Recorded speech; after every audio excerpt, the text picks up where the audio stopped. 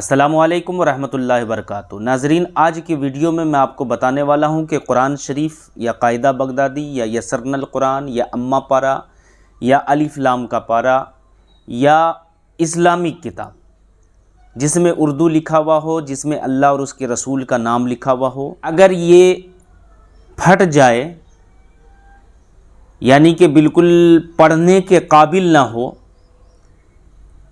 تو ہمیں اس کا کیا کرنا چاہیے؟ بہت سارے لوگ پوچھتے بھی ہیں، تو آج میں نے سوچا کہ اس ویڈیو کے ذریعے میں آپ تک پہنچا دوں اس بات کو کہ ہمیں کیا کرنا چاہیے۔ لوگوں کا کہنا ہے کہ کیا حضرت اس کو ہم جلا سکتے ہیں یا ہم دفن کر سکتے ہیں؟ آخر ہمیں کرنا کیا ہے؟ جو بالکل پھٹ چکا ہے، پڑھنے کے قابل نہیں ہے، تو ہمیں کیا کرنا ہے؟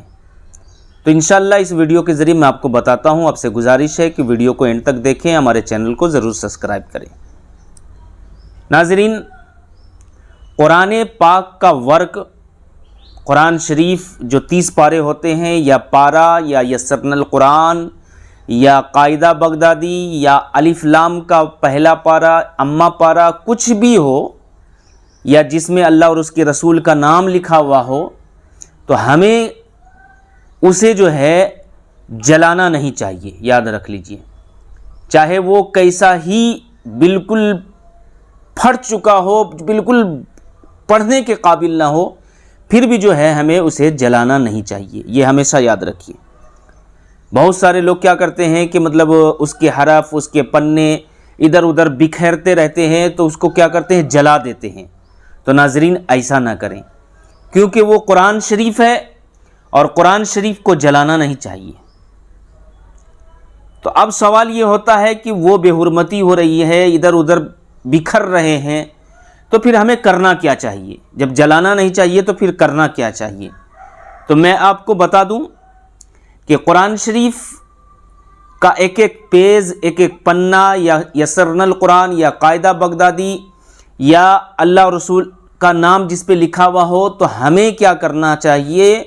جو بالکل قرآن پاک ہے، تو جو بالکل پڑھنے کے قابل نہیں ہے، تو ہمیں کیا کرنا چاہیے؟ ہمیں جو ہے اس کو اچھی طریقے سے کپڑے میں لپیٹ کر، پاک کپڑا ہونا چاہیے، کپڑے میں لپیٹ کر جو ہے اسے کیا کرنا چاہیے؟ دفن کر دینا چاہیے۔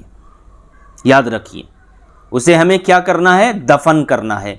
اب قرآن شریف مثال کے طور پر کہ 4-5 قرآن شریف ہے جو بالکل پڑھنے کے قابل نہیں ہے، 5-6 پارے پڑے ہوئے ہیں، یسرنا القرآن پڑھا ہوا ہے، قاعدہ بغدادی پڑھا ہوا ہے، جو پڑھنے کے قابل نہیں ہے، تو اس کو کیا کرنا چاہیے؟ ایک کپڑے میں اچھے سے سب کو لپیٹ لیں، اور سب کو لپیٹ لینے کے بعد جو ہے اسے دفن کر دینا چاہیے۔ یاد رکھیے، اور دفن کرنے کا بھی میں طریقہ آپ کو بتا دیتا ہوں کہ اسے جو ہے بہت سارے لوگ جو ہے گڈھا کرتے ہیں، مٹی نکالتے ہیں، پھر اس کو ڈال دیتے ہیں، پھر اس کے اوپر مٹی ڈال دیتے ہیں۔ یعنی گڈھا کیا، اور گڈھا کرنے کے بعد جو ہے قرآن کے اوراق کو، قرآن کے ورق کو، قرآن کے پنے کو یوں ہی ایسے ہی ڈال دیتے ہیں، پھر اوپر سے مٹی ڈال دیتے ہیں۔ ایسا بھی نہ کریں۔ ایسا بھی کرنا جو ہے بے ادبی ہے، ادب کے خلاف ہے، بے حرمتی ہے۔ ہمیں کرنا کیسے چاہیے وہ بھی میں آپ کو بتا دیتا ہوں۔ آپ قبرستان میں مردے کو دفن کرتے ہیں، بہت ساری جگہ پر جو ہے مردے کے لیے لحد بنایا جاتا ہے، لحد۔ تو اسی طریقے سے آپ کو بھی کیا کرنا ہے کہ گڈھا کر کے اس کے اندر لحد بنا دی جائے اور اس کے اندر رکھ دی جائے، تاکہ اس کے اوپر مٹی وغیرہ نہ پڑے۔ اور اگر آپ لحد نہیں بنا سکتے ہیں تو آپ گڈھا کیجئے، گڈھا کرنے کے بعد اچھی طریقے سے کپڑے میں لپیٹ کر اس کو رکھ دیجئے زمین کے اندر، جہاں آپ نے گڈھا کیا ہے اس کو رکھ دیجئے، اور رکھنے کے بعد جو ہے پھر اوپر سے آپ کوئی تخت وغیرہ ڈال دیجئے۔ تخت ڈالنے کے بعد پھر آپ اس کے اوپر مٹی ڈالیں۔ یہ طریقہ جو میں نے آپ کو بتایا بالکل صحیح طریقہ بتایا، جو ادب والا طریقہ ہے وہ میں نے آپ کو بتایا۔ قرآن شریف کو جلانا نہیں، قرآن شریف کے ورق کو جو بالکل پڑھنے کے قابل نہیں ہے تو اس کو جلانا نہیں چاہیے، یا تو قاعدہ بغدادی ہے اس کو بھی جلانا نہیں چاہیے، اما پارا ہے، یسرنا القرآن ہے، یہ سب کو جلانا نہیں چاہیے، بلکہ جو میں نے طریقہ بتایا اسی طریقے سے آپ کو کرنا ہے۔ آپ کو کیا کرنی ہے کہ بھاری پتھر کو اچھی طریقے سے باندھ لیں، اس کے بعد جو ہے قرآن کے ورق کو کپڑے میں لپیٹ کر اس کو بھی باندھ لیں اور اس کو کنویں کے اندر ڈال دیں، جہاں تک سطح جاتی ہے وہاں تک اس کو ڈال کے رسی کو بھی چھوڑ دیں، تاکہ وہ حرف یعنی قرآن پاک کے ورق یا قاعدہ بغدادی یا یسرنا القرآن یہ سارے کے سارے پانی کی سطح میں، پانی کے اندر جو ہے چلا جائے۔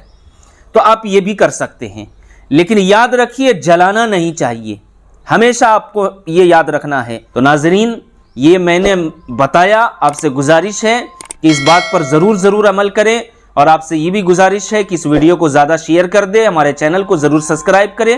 السلام علیکم ورحمۃ اللہ وبرکاتہ۔